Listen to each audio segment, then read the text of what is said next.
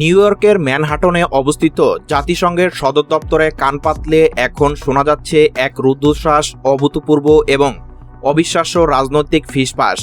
বিশ্ব কূটনীতির পর্দার আড়ালে এমন এক সমীকরণ দানা বাঁধছে যা হয়তো আগামী দিনে বদলে দিতে পারে পুরো দক্ষিণ এশিয়ার ভূ রাজনীতি। দীর্ঘ ৪০ বছরের অবসান ঘটিয়ে জাতিসংঘের সাধারণ পরিষদের ৮১তম অধিবেশনের সভাপতি নির্বাচিত হয়েছেন বাংলাদেশের পররাষ্ট্রমন্ত্রী ডক্টর খলিলুর রহমান। বিশ্বমঞ্চে বাংলাদেশের এই ঐতিহাসিক মেগা বিজয়ের রেশ কাটতে না কাটতে আন্তর্জাতিক অঙ্গনে শুরু হয়েছে এক নতুন আলোড়ন। সচেতন বিশ্বমহলের মনে এখন একটাই প্রশ্ন, ডক্টর খলিলুর রহমান কি কেবল ১ বছরের জন্য সাধারণ পরিষদের এই আলংকারিক সভাপতি পদটুকু অলঙ্কৃত করতে যাচ্ছেন, নাকি এর নেপথ্যে লুকিয়ে আছে আরও গভীর, সুদূরপ্রসারী এবং অত্যন্ত শক্তিশালী কোনো মাস্টার প্ল্যান?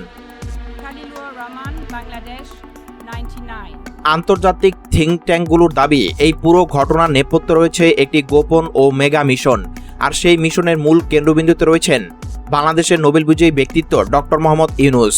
ইদানিং ডক্টর ইউনূসের চেহারায় যে পরম তৃপ্তি এবং রহস্যময় হাসির ঝলক দেখা যাচ্ছে, তার পিছনের আসল রহস্য কি তবে এটাই? তিনি কি হতে যাচ্ছেন জাতিসংঘের পরবর্তী কাণ্ডারি? আজকের ভিডিওতে আমরা উন্মোচন করব এই বিশ্ব কাঁপানো সমীকরণের আসল সত্য। এই রহস্যের গভীরে যেতে হলে আমাদের বিশ্ব রাজনীতির দাবার বোর্ডের দিকে খুব তীক্ষ্ণ নজর রাখতে হবে। জাতিসংঘের বর্তমান মহাসচিব পর্তুগালের অ্যান্তোনিও গুতেরেসের মেয়াদ শেষ হতে যাচ্ছে আগামী ৩১শে ডিসেম্বর।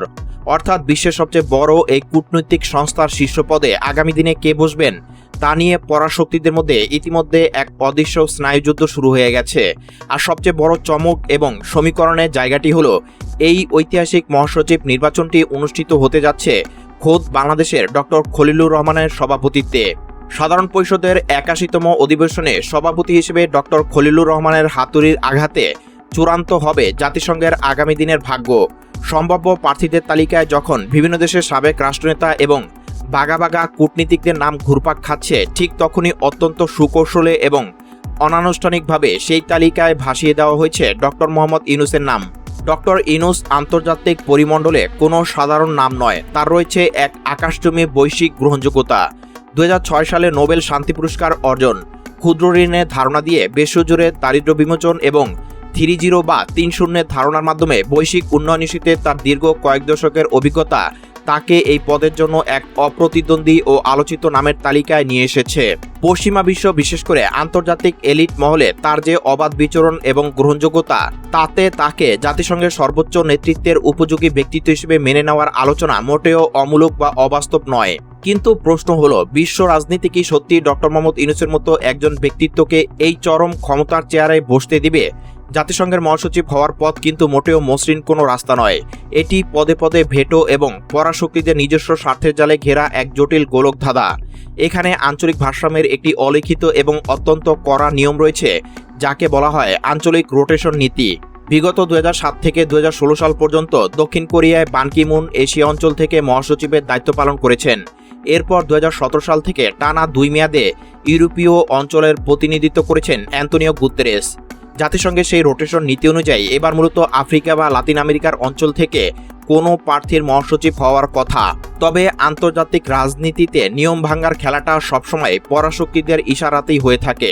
ডক্টর ইউনূসকে যদি সত্যি এই শীর্ষ পদে বসানোর কোনো ব্লুপ্রিন্ট বা নীলনকশা তৈরি হয়ে থাকে, তবে তার জন্য সবচেয়ে বড় বাধা বা আশীর্বাদ হয়ে দাঁড়াবে জাতিসংঘের নিরাপত্তা পরিষদ। নিয়ম অনুযায়ী জাতিসংঘের মহাসচিব হতে হলে কড়া পরিষদের ৫টি স্থায়ী সদস্য, যুক্তরাষ্ট্র, যুক্তরাজ্য, ফ্রান্স, রাশিয়া ও চীনের প্রত্যক্ষ সমর্থন থাকতে হবে। এই ৫ পরাশক্তির যে কোনো একটি দেশও যদি বিপক্ষে ভোট দেয়, অর্থাৎ ভেটো প্রয়োগ করে, তবে সেই প্রার্থীর স্বপ্ন সেখানেই শেষ। আমেরিকা এবং ইউরোপের সমর্থন ডক্টর মোহাম্মদ ইউনূসের দিকে শতভাগ থাকলেও সবচেয়ে বড় প্রশ্ন, চীন বা রাশিয়া কি তাকে মেনে নেবে? ডক্টর ইউনূসের সাথে পশ্চিমা বিশ্বের সুসম্পর্ককে চীন বা রাশিয়া কিভাবে দেখবে? এখানেই ডক্টর খলিলুর রহমানের আসল কূটনৈতিক মুনশিয়ানা এবং নেপথ্যের চালের এক কঠিন পরীক্ষা হবে। তিনি যদি পরাশক্তিগুলোর মধ্যে একটি নিখুঁত ভারসাম্য তৈরি করতে পারেন, তবেই সম্ভব হবে এই অলৌকিক বিশ্বজয়।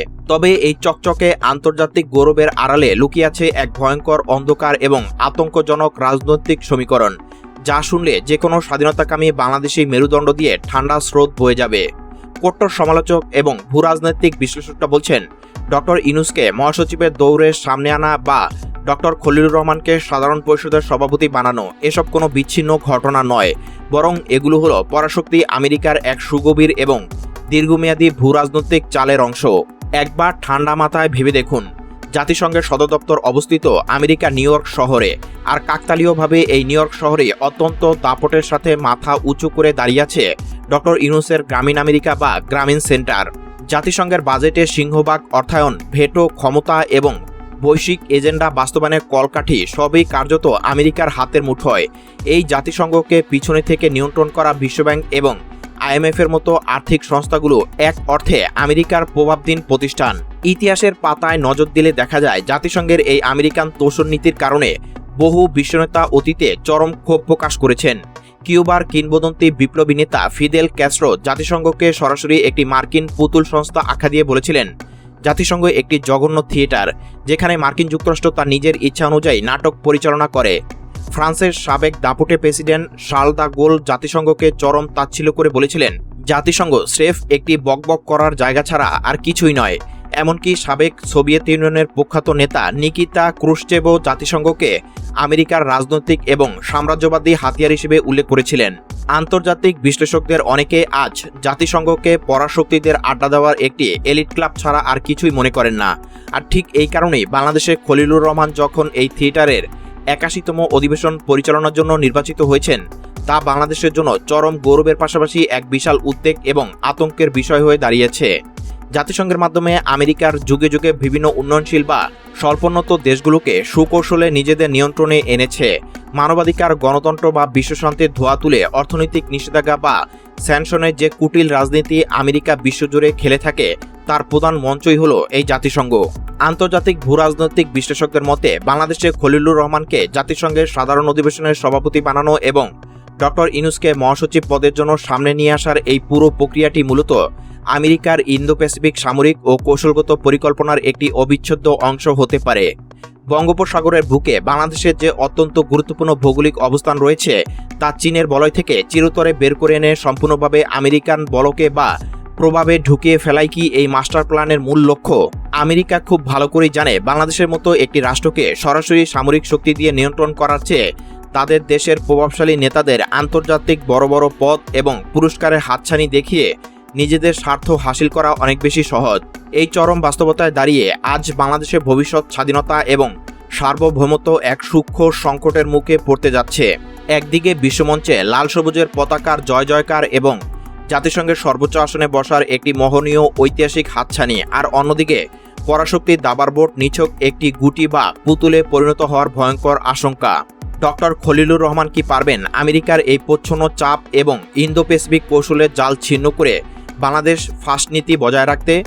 ডক্টর মোহাম্মদ ইউনূস যদি সত্যি জাতিসংঘের পরবর্তী মহাসচিব হন, তবে কি তিনি স্বাধীনভাবে বিশ্বের মজলুম ও নিপীড়িত মানুষের পক্ষে দাঁড়াতে পারবেন, নাকি ফিদেল ক্যাস্ট্রোর কথা অনুযায়ী আমেরিকার সাজানো নাটকের একজন বাধ্য অভিনেতা হয়ে তাকে কাজ করতে হবে?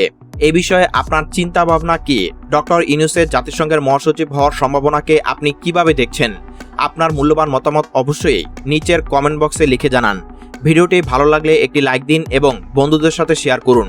আর এই চ্যানেলে নতুন হয়ে থাকলে এখনই সাবস্ক্রাইব করে বেল আইকনটি বাজিয়ে রাখুন, যাতে আমাদের পরবর্তী কোনো ইনফরমেটিভ ও বিশ্লেষণধর্মী ভিডিও আপনার মিস না হয়। আজ এ পর্যন্তই, দেখা হবে পরের ভিডিওতে। ধন্যবাদ।